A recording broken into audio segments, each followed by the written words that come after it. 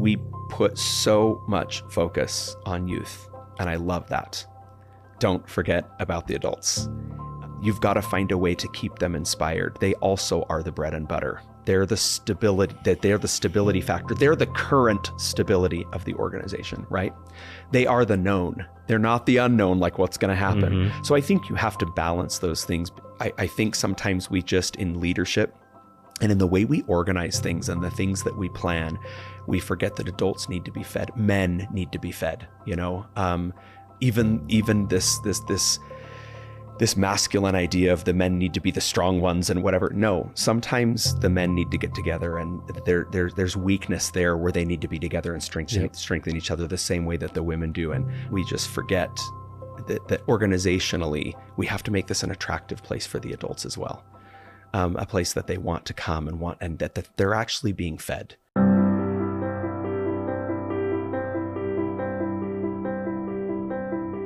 Hey everyone, this is Kurt Franklin with Leading Saints, another episode of the podcast. I'm really excited to invite Brett Stewart into the studio today. He's somebody I've really been wanting to get in the studio for an interview, and many of you know his name, but he is the CEO and founder of Millennial Choirs and Orchestras. If you're not familiar with Millennial Choirs and Orchestras, keep listening and definitely go to their website, subscribe to their YouTube channel. This is phenomenal music. I'm probably going to use all the wrong words to describe just how professional and awesome this choir is. My children have even joined this choir. That's how much I love Millennial Choirs and Orchestras. They have chapters across the Western United States, and so there's so many ways to get involved. But I wanted to sit down with Brett to really talk about the dynamic of music in the church, in sacrament meeting, in stake conference, the choir, the ward choir director, right? All these callings that sometimes get dismissed or taken for granted. And how could we improve on music? And he gives some phenomenal advice, many that he frames as controversial, but it's more encouraging than controversial. I think you'll appreciate it. The Leading Saints audience, that's what we love digging into, of ways we can think out of the box, especially with music, and have a more worshipful experience in these sacred meetings that we conduct and put on. And then we get into just the leadership component of running an organization like Millennial Choirs and Orchestras with so many people, so many moving parts. What do you do with contention that comes up? How do you keep everybody focused? How do you stimulate a vision where people are banging down your door to get in this choir? And you're going to love it. And then, of course, we focus on a phenomenal experience coming up, which is Messiah in America. And this production, we'll link to the trailers and things describing that. But think of Les Miserables, but that type of quality production and singing, but about Christ coming to the Americas, all the scriptures that are around that. So it's going to be phenomenal. Definitely something you want to be a part of and check out. So here is my interview with Brett Stewart, the CEO and founder of Millennial Choirs and Orchestras. All right, today I'm excited to welcome in Brett Stewart from Millennial Choir and Orchestras. Did I say it right? Is that good? Choirs, plural. Choirs, Millennial Choirs. Yes. That's right. You don't just got one of these parties going on, right? That's right. Awesome. So where are all the choirs and orchestras? Like, what's the layout here of your organization? I'll give them to you in order of how they opened. Okay. So Orange County, California, it's the first one, kind of the Irvine, Newport Beach area. Uh-huh. And then East Valley of Arizona. They rehearse in the Gilbert area. And after that was Dallas, Texas. Oh, wow. Yep. And simultaneously with Dallas, Utah, that rehearses in Utah Valley. And then Boise, Idaho. And then, I can't remember all these, Austin, Texas. Okay. And the most recent was Kansas City. Nice. Yeah. And did you mention Utah in there? Uh-huh. Okay. Yeah. So, and is there plans for more? I mean, there's just... Yes. Every state needs one, right? Yes, every state should have one. There are, of course, plans for more. In fact, we did kind of like an open call last time for one, and had kind of a three-way battle between locales, and Kansas City won that out. Oh, so wow. It was fun. We didn't ever envision going that far east. But there's always room for more. It's just our capacity to continue to do it. Now, are you personally involved with all of those, or? My brother and me as founders we travel around a lot to a lot of them, especially to concerts, not always the rehearsals of all of them. And, but we have an amazing team who helps take care of it. So yeah, our hand is in a lot of it, but not the week to week rehearsing everywhere. Nice. So what's the origin story of it all? The origin story is super near and dear to my heart. It's not one that I tell a lot because I realize how it sounds almost when I do. But I was getting my doctorate degree in choral conducting at the University of Cincinnati. And my brother was getting his master's at Juilliard in piano performance. And I had always wanted to be a college professor. I mean, a college choir director. And as I was getting my doctorate, we had our fourth kid out there in Cincinnati. And I started to have all these doubts just about my career for the first time in years. I mean, I had gone through all this schooling and here I was in kind of the tail end of it all. Started to talk to my wife about it. And she, of course, was concerned, like, let's figure this out. We're out here, with no family, nothing. Where are we going next kind of a thing. And I just started to make it a matter of really fervent prayer. Probably more than anything I've ever done in my life. Just started to freak me. I'm pretty certain person, know what I'm going after, especially when you get a doctorate degrees and things like. I know what I'm doing. I'm going for it. And I just had many, many doubts for many reasons.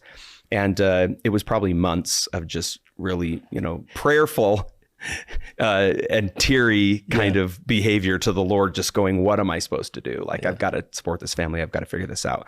And also realizing that my brother and me both, we had done some stuff all growing up together with piano and with singing. And I just thought, I feel like we're supposed to do something. And all of this is swirling around in my mind. And previous to that, there had been I had worked in church music my entire life. Since I was a teenager, I was leading state choirs and big productions and, interfaith community events that I had to help put together and just things like that. Did music for you and your brother just natural? I mean, it was just from a young age. Grew up doing it. My mom saw the talent there and put us into classical piano, some pretty heavy duty competitive piano. And so we both majored in that at BYU. But, here I am and I'm trying to figure out what I'm supposed to do. So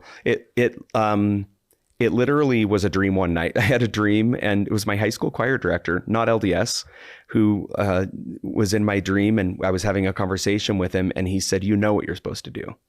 And the whole idea of MCO came into my mind. And I woke up in the morning and I knew what it was supposed to be named and I knew what we were supposed to be doing and I knew it was going to be my brother with me. And it was this moment of utter clarity. And I called my brother up and said, I just had this dream. And he said, let's go for it. Let's do it.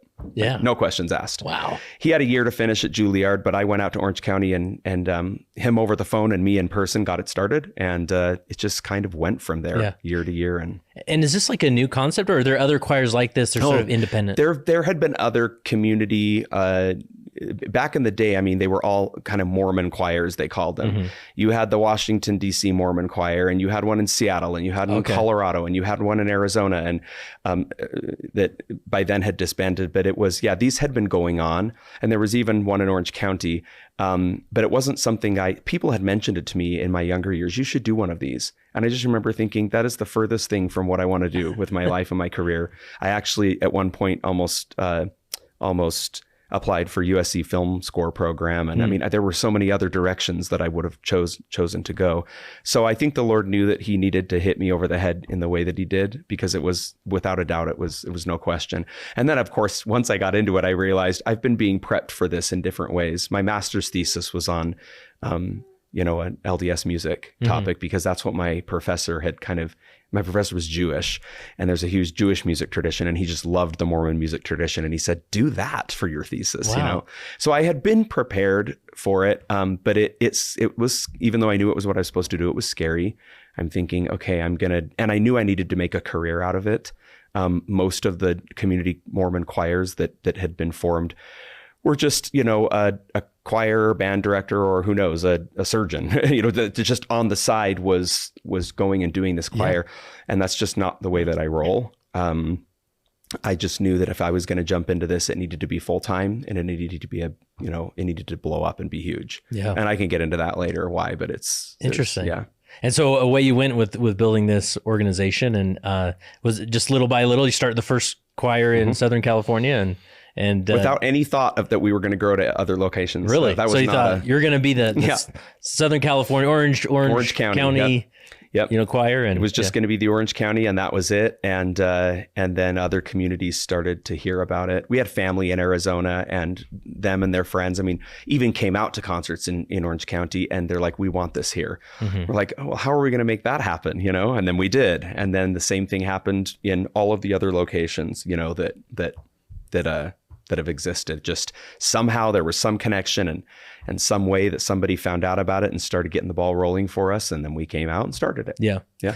So I kind of would love to go in a couple directions here. One, obviously a leadership audience. The jokes are innumerable as far as the ward choir jokes, right? Yeah. And the ongoing effort, and you call that really energetic ward choir director, he or she's going to get it done, and begging people to come to choir practice. So I would definitely want to go like as far as on the church tradition, ward choir, state choir thing, but then also just being a leader with so many people involved, so many moving parts, so many different choirs, just how that goes. So what are you drawn to? Where's a good place? Because we could go back and forth there.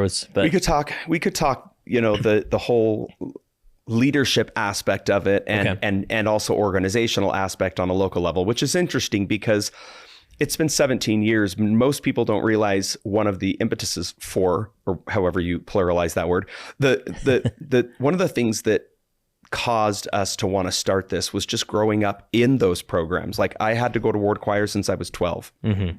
It was just a thing our family did. And then eventually, and my stake was very musical. Just a shout out to the Huntington Beach stake, which is just mind-blowing, the kind of performances and Broadway reviews and all the things that we did. But as I mentioned, I was called to be the state choir director at, I think, 17 years old, junior in high school. And I'm up there and arranging, I'm already starting to arrange for the choir. And we would put on these massive productions for 4th of July and for Christmas and of course, state conference and everything. And so here I was doing this, recognizing at the same time that, well, that's great that I happen to have the wherewithal or the knowledge or the training or the talent or whatever. What about this stake and that stake all over the world? And, I started to realize very quickly that this was not a normal thing everywhere, and also there may or may not be talent, but there may or may not also be leaders who have that kind of a vision who understand or have been converted to the idea that great music can absolutely transform hearts. It can sear testimonies into people's hearts and souls. I could preach forever about that, but that doesn't exist everywhere. Most of the leadership has no idea about it or what even if they know what it can do, they don't know how to make it happen. And so they just sort of leave it up to that's great. I support it and go for it, do it. Mm-hmm. And they leave it up to a choir director who may have no idea, or a state music coordinator, you name it, who has no idea how to make something happen either. There's no training on that really. Right. There's no, it does take an organizational business sense, even in a volunteer situation like that. So that was one of the reasons we started to, I think the original mission statement said something about enhancing the quality of music in the local levels of the LDS church. Mm-hmm. I mean, we were definitely LDS geared in those beginning years and still are in some respects, but also just in all churches. So I think that there's a lot to be learned from it. You can't create an MCO in local congregations. But you can certainly elevate and you can think outside the box. There are ways to reach people. And then one of the most poignant things about our organization, I think, is just what it does for the youth. Yeah. Because I think we get scared in the church that youth are not going to be attracted to certain things that we're feeding them, or, that's not going to satiate their appetite. And what we've learned is the opposite in MCO. Like you would normally think sacred classical type music in this respect is not going to have any, there's just going to be no desire with the youth. And sometimes there isn't. They get to a rehearsal at first, mom or dad makes them or a friend drags them in and they think, what is this? And eventually that language becomes a part of them and they just, they feel it. And I believe it's because it's something they recognize from before they even came to the earth. Yeah. Yeah. So once you tap into that, it's just amazing. They just, for sure. Yeah. I remember in high school, my sister said, you need to join the high school choir. And I'm like, that doesn't sound fun. I'd be like, no, like the social aspect is worth it alone. Yeah. I did that. And I ended up being just in love with that dynamic of music as a young teenager, and then, you know, being part of the high school musicals and things. And it was a real blessing for my life. So definitely lean into that. Yeah. Right. Anything to say, like just getting people interested in at least considering being part of the state choir or the ward choir, or getting them, hey, come try a few practices. Anything that comes to mind as far as that, other than just straight up begging, which we've been trying? Well, this may speak more to parents, but families getting involved is huge. And again, MCO's modeled that. It's definitely a family organization, whether it's all the siblings that do it or mom and dad participate in some way in the choirs and orchestras, but making it a family affair. That's what it was for me growing up in ward and state choir. It was a family affair. We all participated in it, from dad to mom to everybody. And yes, my whole family has musical talent, but there were definitely families who they would never say, oh, our family has musical talent, but they just did. They just went and did it. Yeah. It was a family affair. That's something that kids will argue less. And I say less because they still might give you a hard time, but that's something they'll argue less about when they see that you're making it as a family effort, rather than, you know, it's really hard as a parent to just say, hey, you know, you're going to go participate in this stake youth choir and no questions asked, and go out the door, get it ready. You know, you're going to go, and you're setting yourself up for major failure if you haven't already built a rapport with them that you're going to love this. We've done this together as a family, these kinds of things, and you're going to, you know. So yeah, that makes sense. I mean, that's essentially how, you know, church attendance is. That's you know, right. if I just told my 9-year-old to get on a tie and dropped him off at church, he'd be like, what the, like, come with, like, why am I doing this alone? Right. But we all go together. It's like, this is what we're doing, you know? So yes, that's it's powerful. true. That's powerful. I didn't think about that. That's true.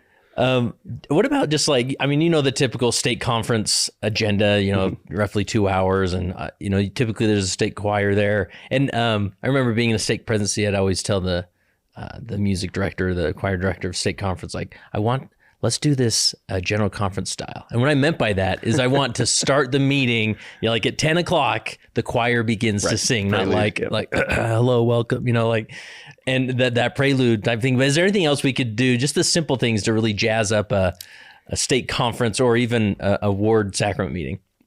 Well, do you want me to get into the controversial answer? Yes, absolutely. Want nothing less. So I live in Texas, and I go on occasion because we're invited by friends. We're in a small Texas town, surrounded by Christians, you know, and the big churches around us are Baptist churches, mega big churches.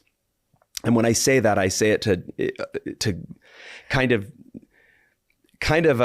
accentuate the juxtaposition between that and our churches, which we're trying to keep congregations small. It seems like these days they keep splitting wards and everything's smaller. That alone makes it very difficult to come up with, you know, real quality musical numbers, because you just completely, you know, diminished your pool of potential. But also just our meetings aren't set up for it like theirs are. And there's a lot of reasons for that. But I will say that in Texas, if you were to think about taking one of these friends, and this is controversial to say, but if you were to think of taking them and bringing them into the walls of our church, when they are fed with music where they go, there is music throughout their services. I was shocked when I went to the first one, when I moved to Texas. My daughter had a friend getting baptized in the local Baptist church. They invited us to come. So I'm like, we are going. Our whole family went. And every song you stand for, every single song you're up, and the words are up on the screens. And so you're not buried in a hymn book with your head down, you know, you're not sitting, everyone's half asleep, you know, it's this, there's not an organist who can't play, or, you know, or is trying to play, or whatever it is. So there's just our church already, the way that music happens at the local levels is setting us up for failure. We're using an organ, which I love the organ, but it's in the modern world, that instrument is just... It's an antique, right? It's an antique. People don't understand that language, you know? And then again, the smaller ward sizes, the buildings that are, you know, they don't lend themselves to any kind of acoustic or any kind of a setup. Our AV is horrible in the buildings, right? We don't have great equipment. And so you're setting, in every possible way I can think, you're setting it up for failure. So you really do. I don't say all that to say that we should be doing it like the other churches. I can see the reasons. First of all, we don't pay people, we're right. Yeah. These are professionals. And we're not going to. So there are things that can't happen. But I would say to any leader, like to answer your question, think outside the box. There are other ways to make this happen. Consult, care, go talk to people, go talk to the musicians, the ones that, that you see that are successful in their personal and professional lives, and say, what could we do? Does that mean that do we have to have a choir, or can we put together we could go on and on and on with the different ways you can make great music. And I have been in ward and stake meetings where I have left. People always go to the professional musicians in a congregation and go, what were you thinking? And you get really good at just smiling and saying it was great. Yeah. It was, any offering to me is great. And I've been able to just appreciate anything. But when it's something that really hits home, I am so appreciative of the leaders and of the musicians or non-musicians, whoever it was, that put it together, and that they were willing to think outside the box. Yeah. So, we're progressing in the church with that. The handbook used to even say that brass and less worshipful instruments should not be played. And it used to be very a lot rigid. of that language is gone. I see guitars in church much more now. And there's you can do it so tastefully, We don't really do the praise band thing like the churches I'm speaking of, but I think listen, if I were in charge and could do whatever I wanted, I would have a screen down every week and the words would be up on the screen. Really? And I would say get out of them, and I would have people standing. Every hymn, just stand, just stand to sing the hymns. Like where I know that there probably is something in the current handbook about that, and I'm sure I don't know it. I don't know that I've read it. There is, but maybe, yeah. But if there is, it's probably at the direction of the presiding authority, right. Yeah, which is appropriate. But man, I know of church leaders who won't. We are not standing for the hymns, and I don't have leaders like that, but I'm wondering if anyone's questioned and said, why? Like, this wakes people up. It's like, we need to, we're sitting there for 2 hours or we're sitting there for 1 hour, whatever it is. And in today's ADHD world, that's a long time to just sit and have to just listen and not participate fully. So anyway, that's awesome. That's an easy thing to do. Yeah. Get them up and then think outside the box, with the whole thing. Most churches aren't using hymn books anymore. Even in our church, these new hymns are coming in a digital format. Right. And I've noticed a lot of the congregations are printing them all and putting them in a separate folder. I'm like, oh, great. Now our heads just went back down into the music, whatever. So the screen dynamic, that's more not because someone might think, well, why? We have all the hymn books over, but it's just a different posture in singing the music. Absolutely. Right? Yeah. Yeah. It's like I said, we've just set it all up we mentioned the antique, mode for providing the accompaniment, but also just the music director. Think about that for a minute. When's the last time you really followed a music director out there? You're not supposed to say that out loud. No one's really watching for a cutoff, I've never been to another church that has one.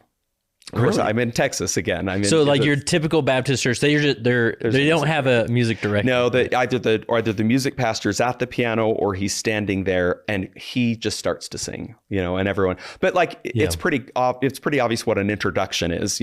Someone plays the introduction on the keyboard or on the whatever they have, or the band, and then they just all start singing together. Yeah. So it's a song leader, is what it is. It's not somebody beating a 4/4 pattern, which is, it's my career. That's what I do on stage. But I'm going to tell you that's archaic in a sacred music setting. So I don't know. I'm not suggesting to get rid of that. I'm just suggesting somebody might actually watch them if they knew what they were doing. If you got someone that was trained or knew what they were doing and had command, over the music, and if their eyes were out of a book. So that's why I mentioned the screens. Yeah, that does make sense. I'm going to get a lot of people in trouble because there are really people have really strong opinions on both sides of this. So you have to really navigate that as a musician. I think it was Boyd K. Packer who said musicians are temperamental. And he said they're more temper than mental or something like that, And it's because you get passionate people in there who are just like, see the problems and go, oh my goodness, think outside the box, do something different. And we're just not set up for it. Yeah.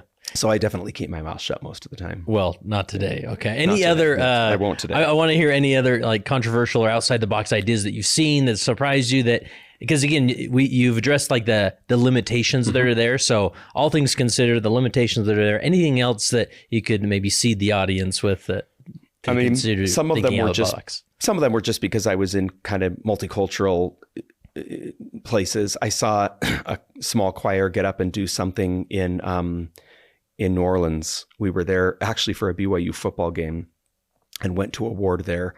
And it was amazing. Like they're using their hands and they're, you can imagine it was the culture down there. And it was just so different. And it was so refreshing to just see people worship in a way that in the West, where I grew up, would have been like, oh, this is awkward. Yeah. What's happening right now? And then same thing in Hawaii. I've been to a couple different wards in Hawaii, and people were literally doing, using their hands. You can imagine like it was a luau almost. And I just went, this is amazing. This is amazing that people are thinking outside the box. I've seen a lot of guitar being used recently, just in my own ward.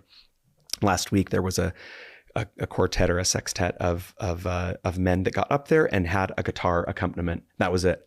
Just, strumming and picking at the guitar while they sang "It Is Well With My Soul" from the new, one of the new, it's not a new hymn, but one of the hymns in our new digital hymnal. And so I just loved it.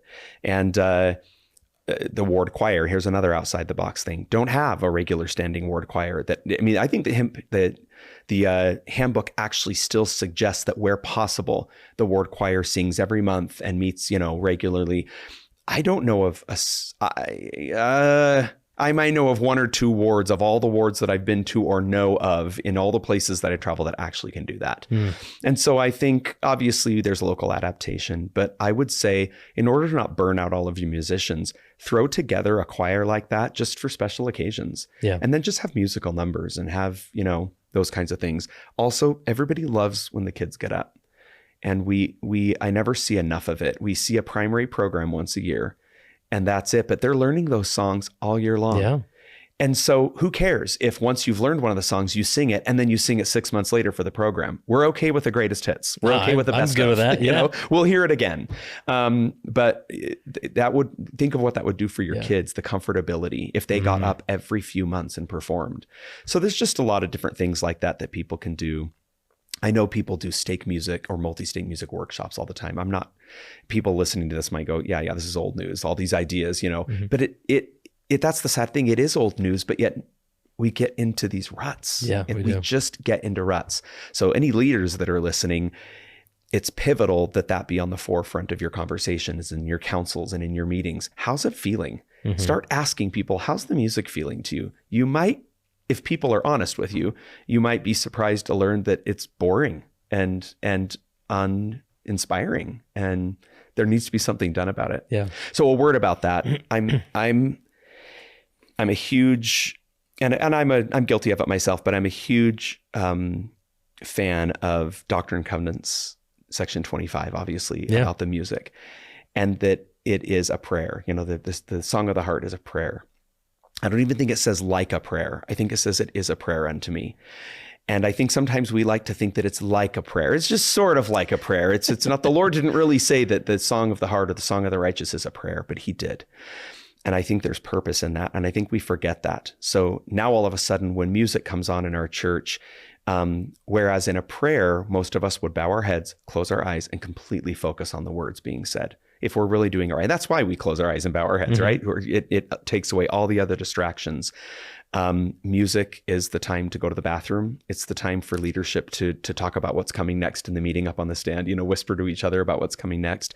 It's the time to, dig through the bag of goodies for your kids and figure out what you're going to do to distract them next. It's the time for a lot of things other than prayerful worship. And so, all of these, the reason I feel like it should be on the forefront of people's minds and leaders and councils and everything is because in most cases, it's mundane and mediocre and uninspirational, and it doesn't need to be. You don't have to have professionals sitting in your congregation, to have it be something that's touching for people. Yeah. So. Yeah, that's really helpful advice. And and this is not just our church, but church can be such an extrovert experience, like for the extroverts, like, oh, this person's talking, like I need to give a lesson, I need to comment, right? Where we sometimes lose the introvert experience of like, let's just sit and like listen to, and music is a great way to get your mind in that place of like, we're just sitting and listening, right? And so fantastic idea, is really helpful. I think it'll help a lot of people. Anything else as far as in the church experience? We've talked about state choirs, ward choirs, children. Anything else? Any other soapboxes you have today? We covered pretty well. I could tell lots of stories. With leadership again, I would say that just have behavior and have action that shows that you care about what we were just talking about, that the song of the righteous is a prayer. As much as you do with, the focus that goes into preparing talks for a state conference, for instance, months of planning will go into that. And, state presidents will consult with bishops and, what stories have you heard? Who could we get to speak that would really inspire people? And I just watch, having been in leadership myself and in councils, I just watch so much preparation go into the other things. There are so many ways that you can make sure that things are top notch with the music. Is the piano tuned? Is it functional? These are the kinds of things that musicians pull their hair out.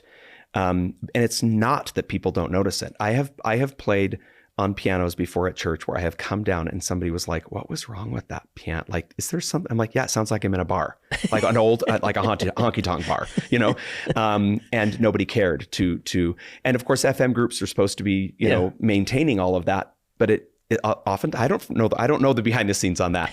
I will tell you that we had, in a stake that I was in, and I was well established in that stake. I had lived there for years and they trusted me and they were great.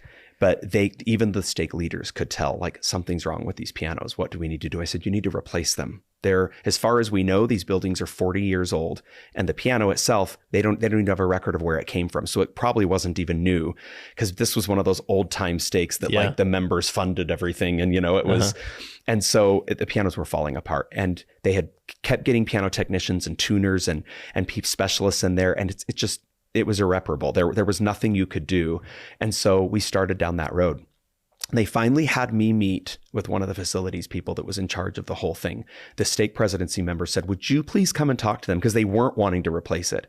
And so I was all ready to go, and I had all my little points, and I was a little bit nervous. I'm presenting this thing, and are we going to get this piano? Anyway, he flat out looked at me in the eyes, and he said, "Brother Stewart," he said, "you need to understand that these are sacred tithing funds we're working with." And I don't know what, it fired me up. And I looked at him and I said, "Brother so-and-so, how many times have you redone this basketball floor in the last 40 years? And he just kind of backed up and looked at me with these big eyes like I was this rebel, this heathen. And he said, "I think that," and I knew they had just redone it, and it was beautiful. Yeah, and I love basketball. That's great. And we do our cultural events in there, and it's great. Fuller needs to be great. And he said, 3 or 4 times. I said, "And when's the last time you replaced that piano?" He goes, "To my knowledge, it hasn't been replaced." And I said, "Don't talk to me about sacred tithing funds. When you are replacing a basketball floor 3 and 4 times in the last however many years, but you won't touch the musical instruments." And that was, I never heard a word from him again. We did get one new piano eventually, but it's that kind of a thing. What are we prioritizing, right? What are we prioritizing? And, that this is where dear Boyd K. Packer gets his quote, about musicians being temperamental. But yeah, you want to fire a musician up, you tell them that, you can't because you're working with whatever it is. It's where are the priorities. So leaders think, I'll say the same thing again, have it on the forefront of your minds and in your councils, even if you know nothing about music or know nothing about what the needs are. Somebody does. Find out and make sure that it's well taken care of. Awesome. Just a few practical questions come to mind. I've heard that, like like a typical chapel with the lectern and the microphone, it's made for speaking, right? But you see a musical number where someone will sit at the piano that's not mic'd, but they'll sing into the microphone. I've heard that's like a faux pas. Like if the piano isn't going through the audio system, you shouldn't sing. Any other like quick well, I tips mean, like sitting and singing from a piano is taboo too. I mean, it has been in our church. That's more pop style, right? To be accompanying yourself. Yeah, I mean, and I've seen some particularly youth that have gotten into guitar where they'll play the guitar and sing, and it's gorgeous. It's beautiful. Yeah. It's so cool. But that's been taboo. So again, outside the box. Elton John, I think of Barry Manilow, but it definitely ages me. But it's cruise ship style, and so you want to make sure that it's going to be appropriate, of course, as a leader. You want to make sure that all those things that the handbook, suggests. But yeah, again, those are the details that are not always well thought through. Someone will sit at a piano and they will play and sing into a microphone, but the piano is not mic'd, is what you're saying. Yeah. And so, okay, what's the person on row 13 hearing, or worse, cultural hall, back on the basketball floor? Yep. What are they thinking and what are they hearing? And you can imagine. I mean, anybody who knows anything about a microphone and you've got to know that a piano is not going to carry as far as the person's voice right into a microphone. And that's such a small detail, but that will enhance the experience if you know how to properly mic the piano and the singers. And also that lectern mic we use for singing, right?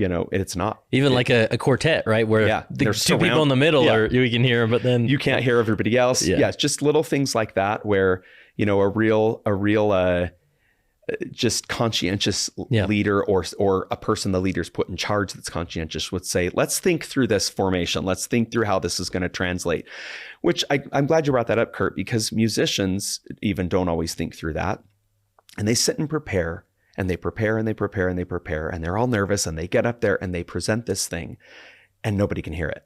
And it's the saddest thing, you know? So there are definitely ways. Stakes can purchase good equipment. You can, earmark some funds for that 1 year or a couple of years and save up or whatever it is. And you can certainly, I've been in stakes that have amazing audiovisual equipment. That's cool. Amazing, and it really makes it nice. So that's awesome. All right, let's switch to Millennial Choirs and Orchestras.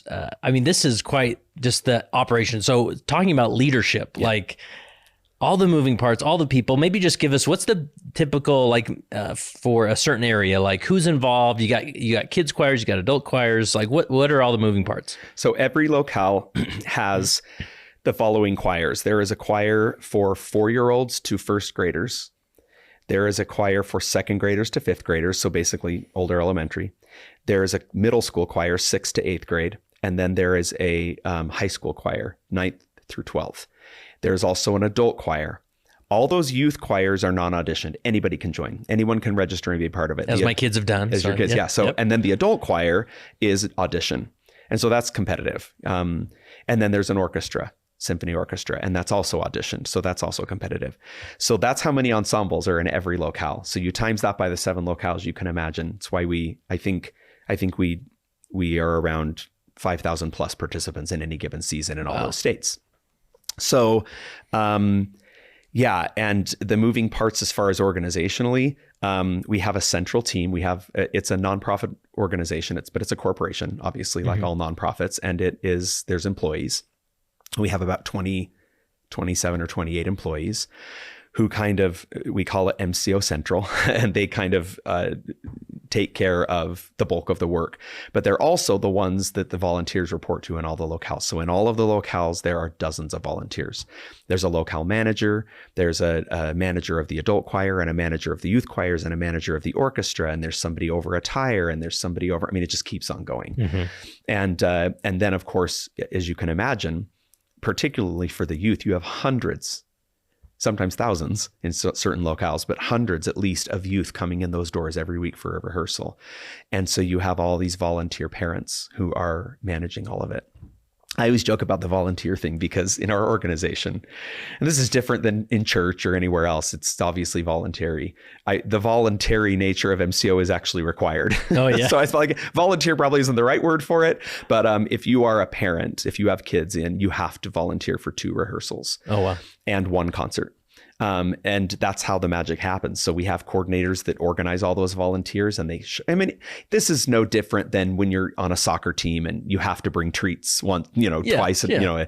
It's but there are consequences. Like, and if you don't, then it probably isn't a good fit for you. Yeah. Right? And we can't do that at church. Like, we would invite you to go to a different church. Yeah, you can. You can go to that ward.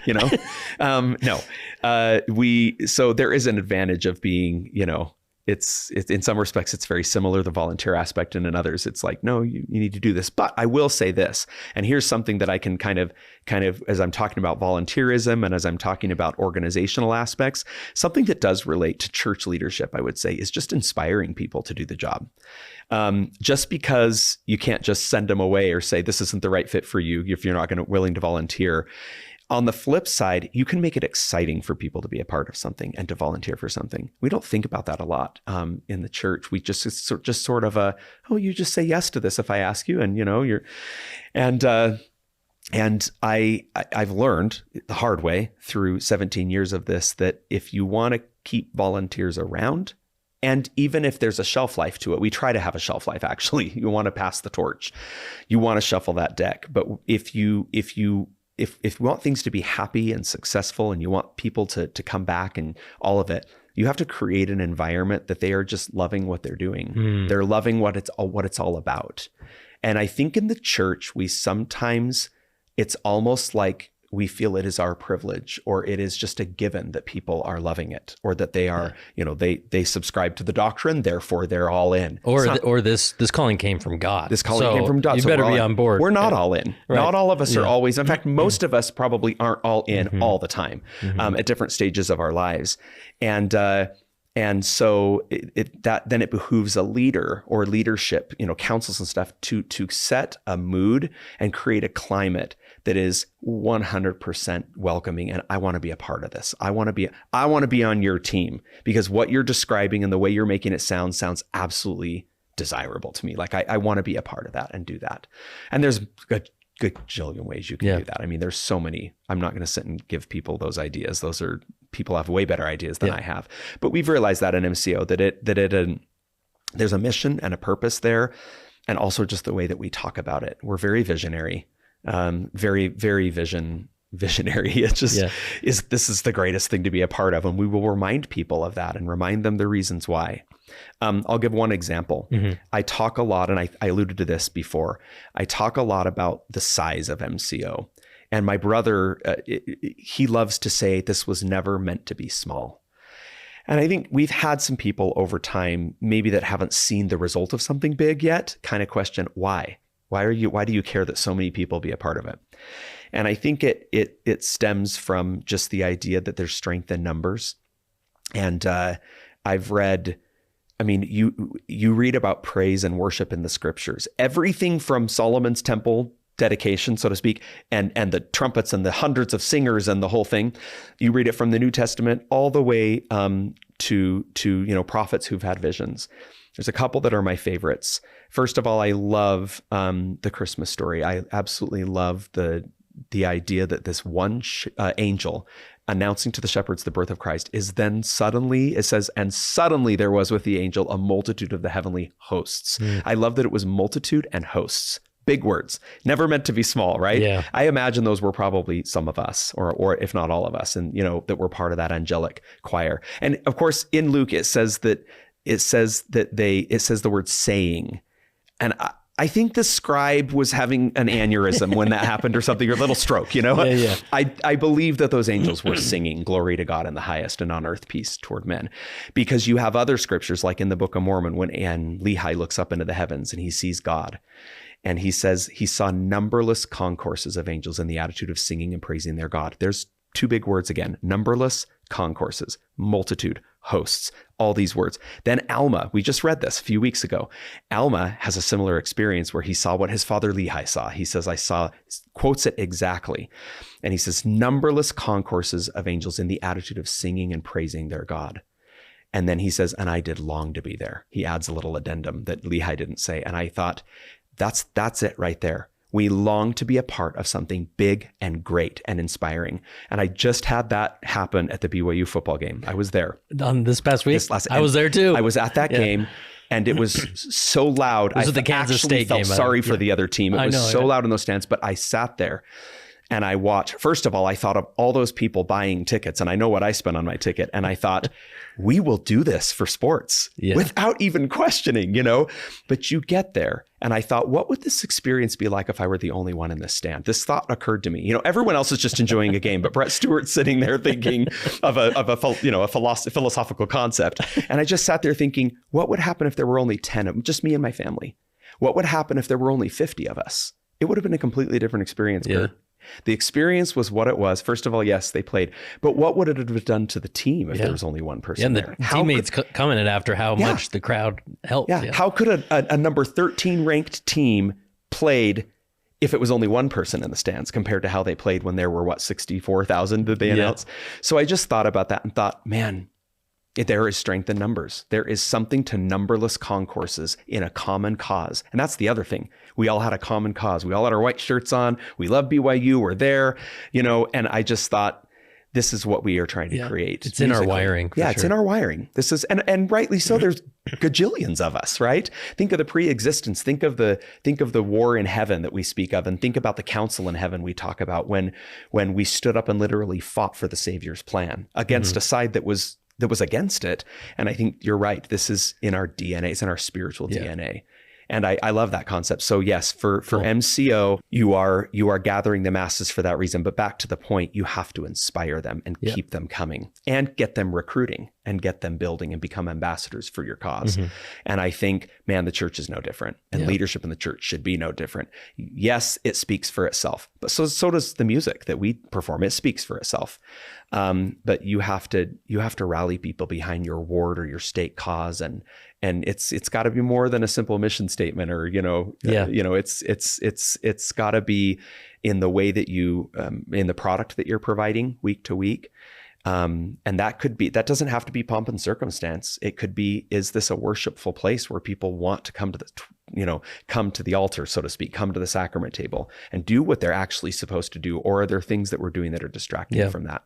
So I'm curious, and maybe dig in that a little bit, as far as like when you have a visionary, vision and culture, and it's easy to maybe think, oh, the music kind of does it, which it probably helps, being there singing these amazing songs. Is there anything else that comes to mind as far as how to inspire that? Because I'm just thinking of, a ward council that really wants to get that energy behind it. We want people to come because they want to be there, and rather than, I think we're just supposed to be. But anything else you'd say is like, how do we really inspire? What does that look like week to week? Any like routines or habits you do to make sure that's in line? Yeah, I've seen a lot of different things. I'll tell you one thing that we've done with the youth in MCO that could be applicable. You could draw applications for wards or stakes. We have a scripture that we quote every single week. It's the same scripture, and we make them memorize it. And it's short enough to memorize, but it has to do for us with the theme of the concert that semester, the theme of the music that we're singing. And so we will have that quotable scripture, and we will repeat it, and then we'll just give a little concept about it each week in our rehearsals, or a little spiritual devotional mini in every rehearsal, so that they're always fed when they come. So I would say, if I were a leader trying to use some idea like that, find some way that some recognizable way that people can be spiritually fed, and they know they're going to get that. And I hesitate to say start some tradition. Listen, I have a thing about tradition.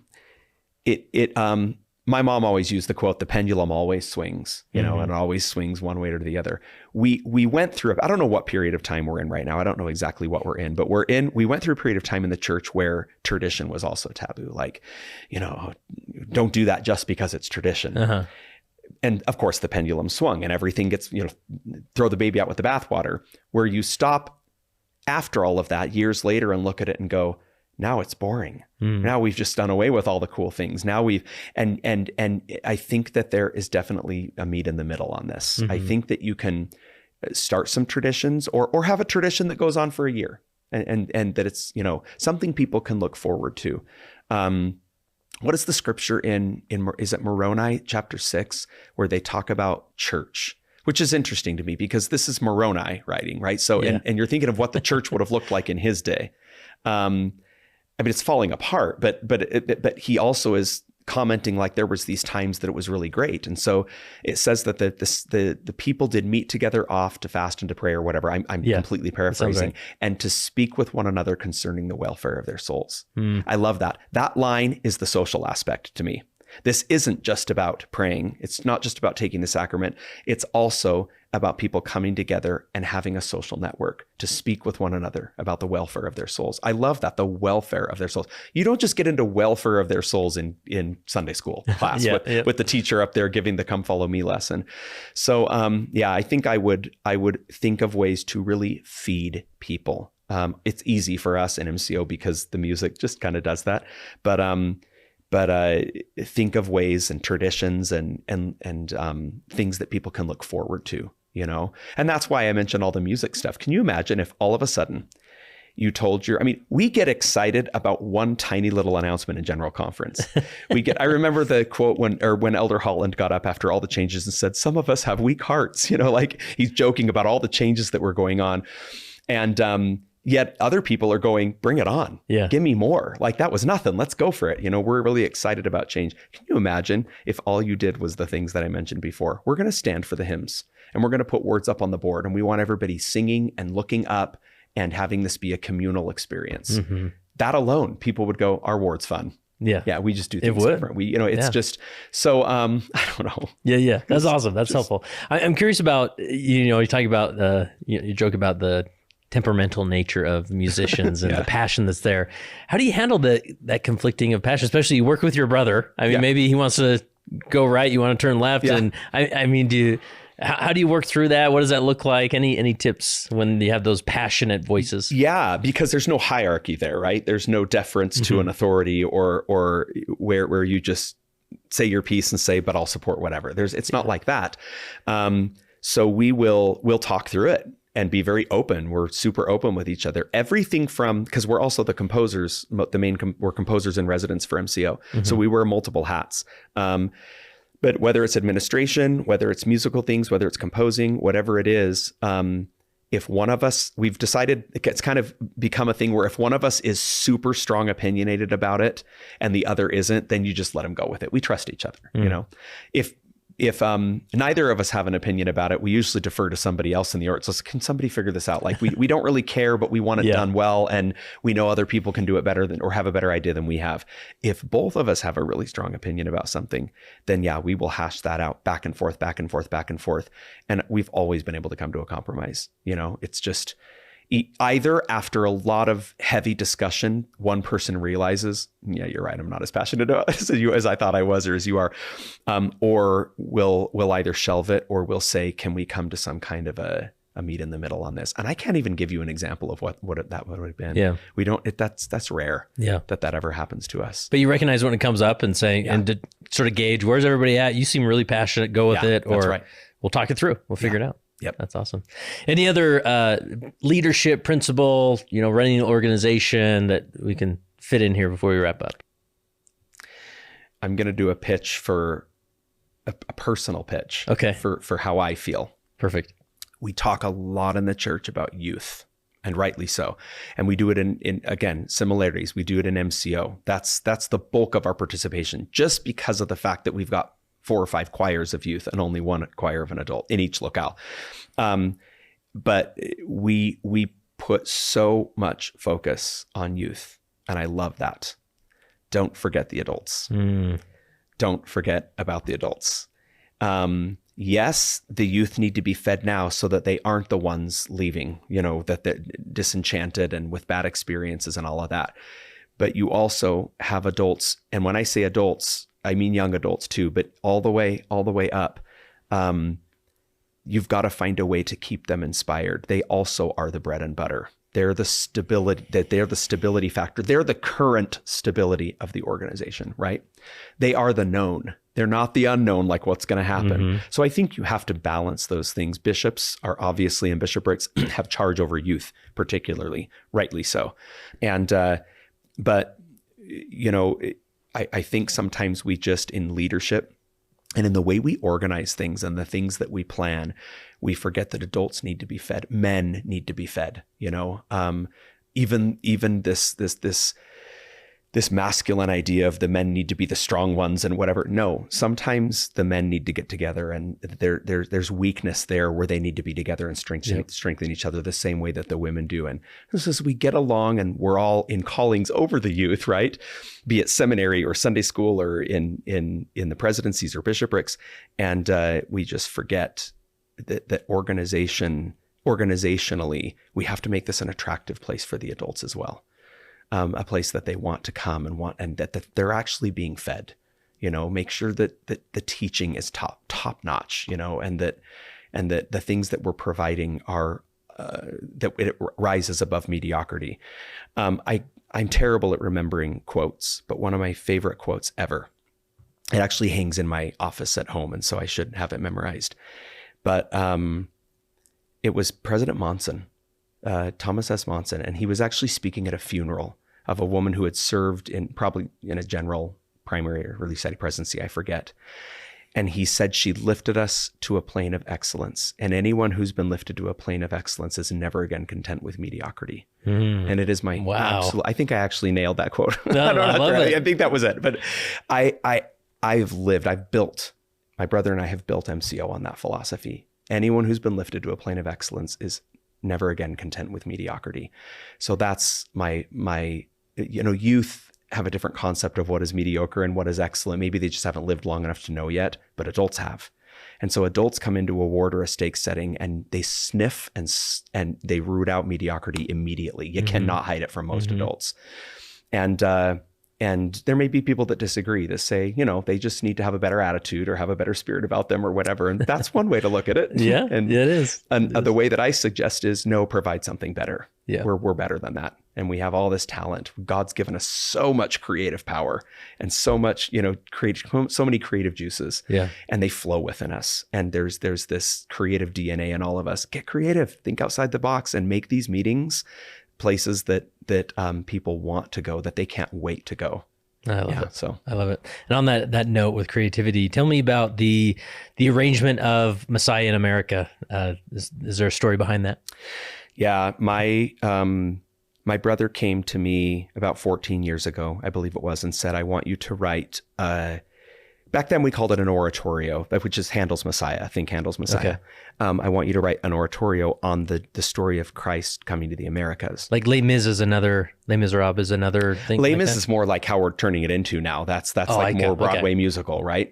An oratorio is just a choir standing, singing in their normal choir outfits, and a professional soloist come onto stage and there's an orchestra, and it's very, you're sitting there for an hour and a half or 2 hours, no actions, no costuming, usually not beautiful lighting, music. Just beautiful music. Yeah. And it has its place. It's a dying genre. I'm pretty frank about that. It's a dying genre. Handel's Messiah still lives, and a couple of others for certain audiences, but for most of our audiences and our LDS audience, that's not going to speak to them. There's so much more music out there, and the palettes have changed and tastes have changed. So he wanted me to write this, and I'm keenly aware of President Kimball, Spencer W. Kimball's discourse on gospel vision of the arts that came out around the time I was born in the late 70s. And he says in it, it's almost like it's a wish list for him. The way I read it is, can you imagine an LDS composer? He talked about all the great composers, the master composers of the ages. And then he says, can you imagine an LDS composer, like given the spirit of the Holy Ghost, creating, like he was basically saying, can you imagine a Mozart with the Spirit, or a Beethoven with the Holy Ghost, the Spirit, the gift of the Holy Ghost. And he says in there something to the effect of, kind of this wish list of LDS composers someday composing, and he gives for instance, Christ's visit to the Americas. So when Brandon came to me, I'm like, absolutely not. Like that's you're that guy. Egotistical thing. Like, I am not going to be some self-fulfilled prophecy. Like I'm not, or try to look like I am. I mean, I cringed. I'm a very bold person. I am a confident person, but I'm just like, there's no way. Well, he kept at it and kept at it and kept at it. And eventually, this is in the early days of MCO. I had no money to buy a new computer or a new keyboard, and I'm composing on this tiny little I don't even know, a little Casio keyboard that was falling apart, and my computer was falling apart, and it kept freezing, and the notation software program kept crashing. And anyway, all of a sudden, one rehearsal, we're both there together. And at the end of rehearsal, he goes, "Wait, Brett, we have something to present to you." And they bring up this brand new Mac desktop and a brand new MIDI keyboard, like 88 weighted keyboard. And they bring it up, and he says, "The choir all pooled their money together, and we purchased this for you so that you could write your oratorio." They will push this prophecy. So that's my brother, man, when he just awesome. knows how to. So anyway, I was both emotional and angry. I mean, he basically forced me into this. Anyway, long story short, I wrote it. It was definitely, I could tell stories about that process, but it turned out really amazing. I mean, we ended up Arizona did it a second year. Arizona was around and they did it. So Orange County and Arizona both performed it. We both combined, came up to the Tabernacle. We did, I think, about 4 performances sold out in the Tabernacle. It was awesome. So the Utah audience, if they were around, would be aware of that. This time we're kind of reviving it. Oh, and it had moderate success. I mean, we did an album of it, and it got #1 on the traditional classical Billboard chart, and it was great. We had this like yay moment for MCO, and this was this really neat thing. And of course, I believe in the subject matter. It comes mostly straight from Scripture. The libretto, the lyrics of it comes almost straight from 3rd Nephi. I didn't even do a lot of poetic interpretation. It's straight Scripture. Wow. And I love that, because the youth and the adults leave with this music and these words just, again, seared into their hearts. And so I believe in all of that. But this time around, we're just making it a little bit more palatable for today's audience. Like you mentioned, Les Miserables, much more of that style. Okay. The choir will still be a choir, but they'll be costumed. There'll be a little bit more blocking and acting on stage. There will be Gentry is coming. We've got Gentry coming as our guest soloist, and they'll be throughout the production. The youth will be involved throughout. There's a storyline there. It talks about the people being divided, everyone to his own tribe, when the wickedness starts to happen before Christ comes. And so all that will be depicted. The great storm is depicted. The 3 days of darkness is depicted. Christ coming, all of it. And it's going to be great. So we've got awesome. lights, camera, action going on for this thing. We're performing it in the various locales of MCO, and that's Awesome. this spring, coming up this spring. So if people want to know more about it, or make sure they attend anywhere you'd send them, or the best way to know about MCO is to go to a concert. We've got our Christmas concerts coming up. Christmas is always a slam dunk because it's Christmas. Everyone wants a great music concert tradition at Christmas for their families, and that's what this has become for families and friends. Businesses will take their employees, things like that. But our Christmas concerts, they're I mentioned all the locales earlier. You can go to our website, millennial.org, and find that. And then Messiah in America. Right now, we're raising funds for Messiah in America. It's a huge project, so we're doing that as well. But the information's on our website, and we've got an exciting season ahead with Christmas and then Messiah in America on its tail. Yeah. So. And I'm so excited my children get to be part of it. It's going to be great. Yep. So, and I want to put a plug in for the first Vision song. Did you call it The Vision? My brother arranged that. Oh man, I don't even want to say so arranged. It's like an original composition. It just veers so much from the original hymn. Yeah. So, and it's Oh How Lovely Was the Morning, right? But it's not right. Like it's he starts the whole thing with his own composition of If You Lack Wisdom, Ask of God. Yeah. And then it goes into Oh How Lovely Was the Morning, and it kind of weaves that idea throughout the whole thing. And we call those journey pieces, Kurt. Cool. They're so long, but they don't get boring. You just sit there and you're on this journey, and you can feel, like as if it was unfolding on a screen in front of you. And that's on your YouTube channel, I believe, right? That's on YouTube, and of course all the it's been released as a single. So Spotify, YouTube, Amazon. Yeah, it's one of my favorites, all the music sources. Sure. Cool. Yeah. Well, before we wrap up, just one quick, 2 more questions, but one fun one. If the church came to you and said, Brett, we need you to recommend one hymn for the new hymn book, any one out there that's not in the traditional hymn book that you think this definitely has to be in there? Rob Gardner's Savior, Redeemer of My Soul. All right. Yeah.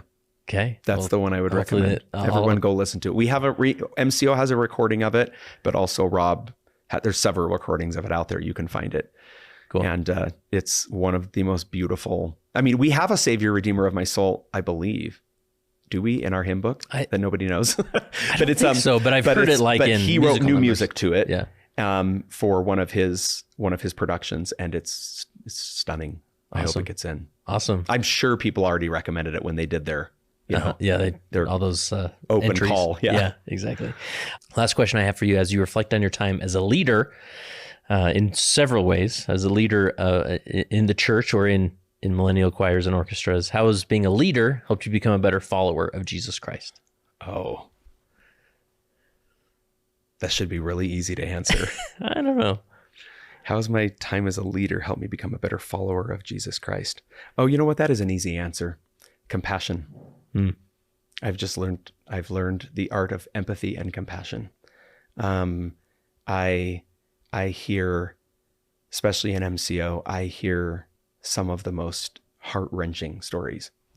And I think if you learn as a leader to just be available to listen, and which is what I've tried to do and what I've learned, to just listen, it helps me be a better follower, because I think you become a better follower of Christ when you start to understand more and see things more how he sees them. And I don't in a lot of ways. I have so far to go, but compassion and empathy, they're just, I don't know why. It's just something that really has, as I've learned people's stories and had my own story, and you just start to see humans for the humans that they are. And you start to see the work that they're doing and the efforts they're making for the work that they're doing and the efforts they're making, and nothing else matters. All the judgments disappear and they get peeled away. And I can understand a little bit more maybe how Christ sees us, in our major flaws and weaknesses and disabilities and whatever it is.